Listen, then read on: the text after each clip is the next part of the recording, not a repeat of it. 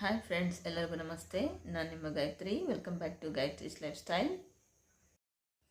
Stove cleaning tips and again some of the safety precaution. Stove clean ಮಾಡೋಕ್ಕೂ ಮುಂಚೆ ತೊಗೊಳ್ತಕ್ಕಂಥ precaution ಬಗ್ಗೆ ನಾನು share ಮಾಡ್ತಾ ಇದ್ದೀನಿ. ಇವತ್ತಿನ ವಿಡಿಯೋಲಿ ನಾನು ಸ್ಟವನ್ನು ಹೇಗೆ ಈಸಿಯಾಗಿ ಮತ್ತು ಇಫೆಕ್ಟಿವ್ ಆಗಿ ಕ್ಲೀನ್ ಮಾಡಬೇಕು ಅಂತಕ್ಕಂಥ ಟಿಪ್ಸನ್ನು ಯೂಸ್ ಮಾಡಿಕೊಂಡು ಹೇಗೆ ಕ್ಲೀನ್ ಮಾಡಬೇಕು ಅಂಥೇಳಿ ನಿಮ್ಮ ಜೊತೆ ಶೇರ್ ಮಾಡ್ತಾ ಇದ್ದೀನಿ.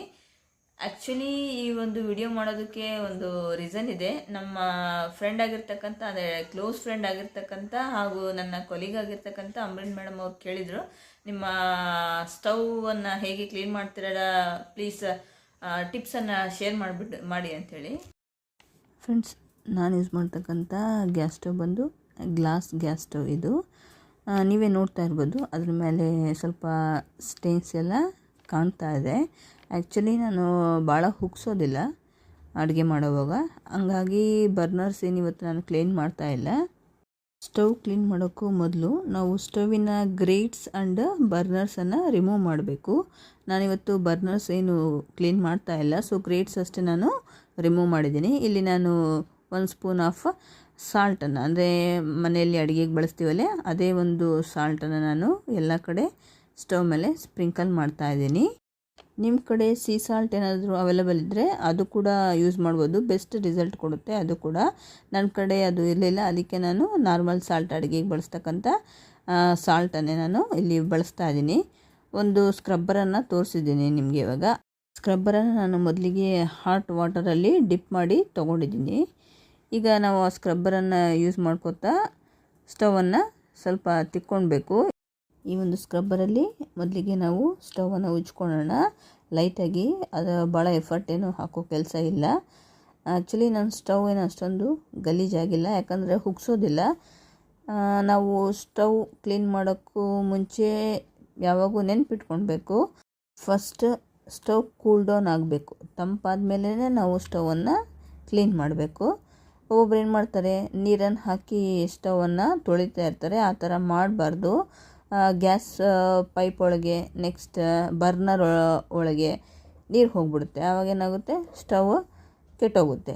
ಸೊ ನಾವು ನೀರನ್ನು ಒಮ್ಮೆಲೆ ಹಾಕ್ದಿರಂಗೆ ಈ ರೀತಿಯಾಗಿ ಬ್ರಷನ್ನು ಯೂಸ್ ಮಾಡ್ಕೊತಾ, ಅಥವಾ ಮೈಕ್ರೋ ಫೈಬರ್ ಕ್ಲಾತ್ ಬರುತ್ತೆ, ಅದನ್ನಾದರೂ ಯೂಸ್ ಮಾಡಿಕೊಂಡು ನಾವು ಸ್ಟವನ್ನು ಕ್ಲೀನ್ ಮಾಡ್ಕೊಳ್ಬೋದು. ಇಲ್ಲಿ ನಾನು ಮೊದಲಿಗೆ ಫಸ್ಟ್ ಸ್ಟೆಪ್ಪಾಗಿ ಸಾಲ್ಟನ್ನು ಸ್ಪ್ರಿಂಕಲ್ ಮಾಡಿ ಹಾಟ್ ವಾಟರಲ್ಲಿ ಡಿಪ್ ಮಾಡಿ ಈ ಒಂದು ಸ್ಕ್ರಬ್ಬರನ್ನು ತೊಗೊಂಡು ನೆಕ್ಸ್ಟ್ ಎಲ್ಲ ಕಡೆ ಅದನ್ನು ಲೈಟಾಗಿ ಉಜ್ಕೋತಾ ಇದ್ದೀನಿ ಸ್ಟವನ್ನು.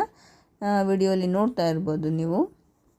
ಅದ್ರ ಮೇಲೆ ಏನು ಅಷ್ಟೊಂದು ಪ್ರೆಷರ್ ಆಗ್ತಾಯಿಲ್ಲ.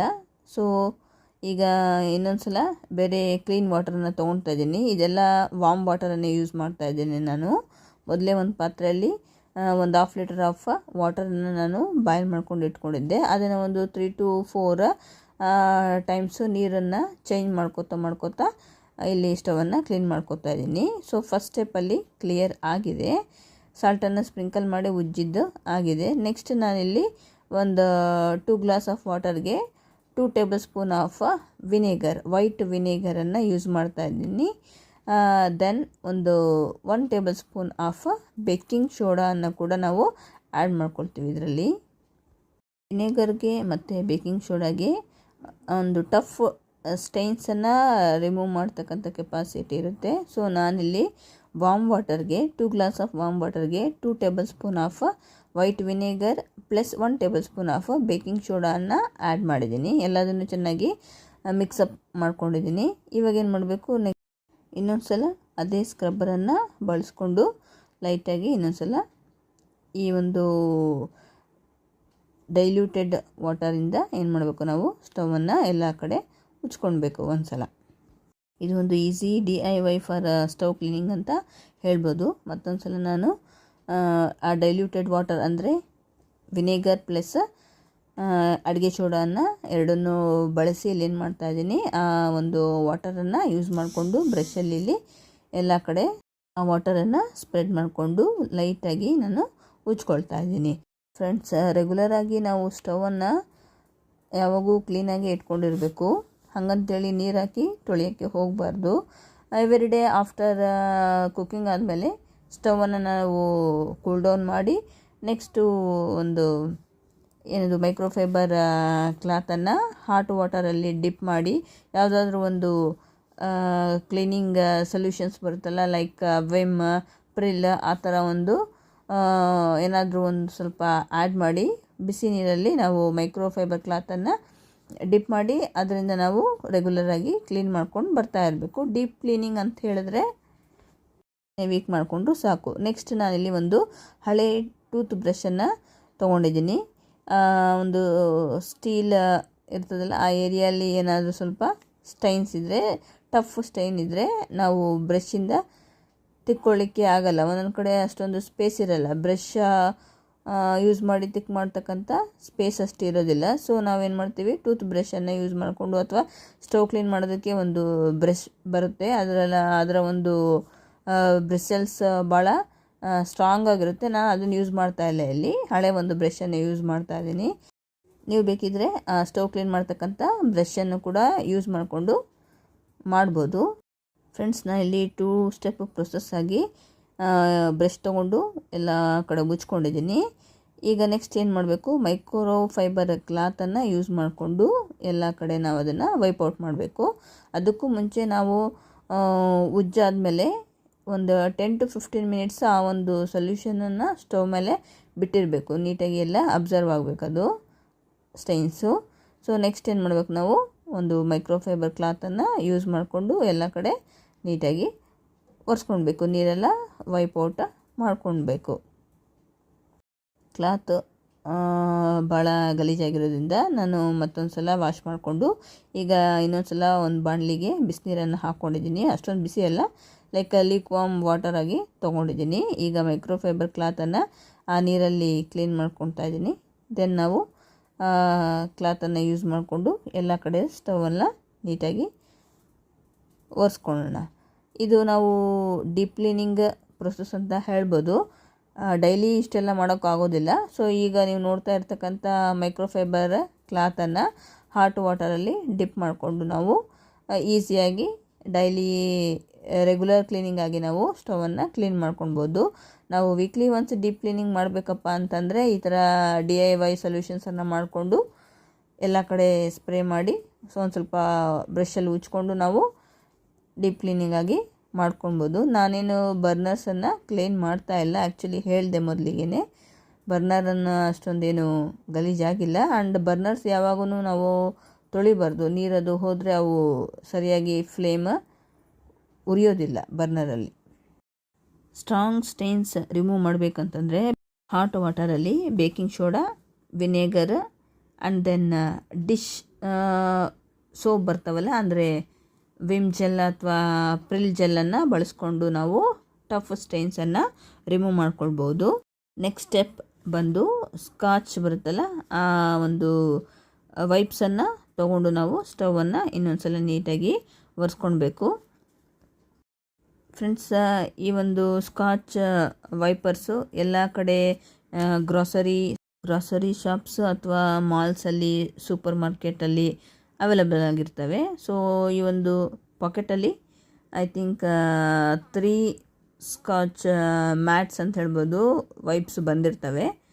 ಈ ಒಂದು ವೈಪನ್ನೇ ನಾವು ಭಾಳ ದಿನಗಳ ಕಾಲ ಬಳಕೆ ಮಾಡ್ಬೋದು, ಯೂಸ್ ಮಾಡ್ಬೋದು.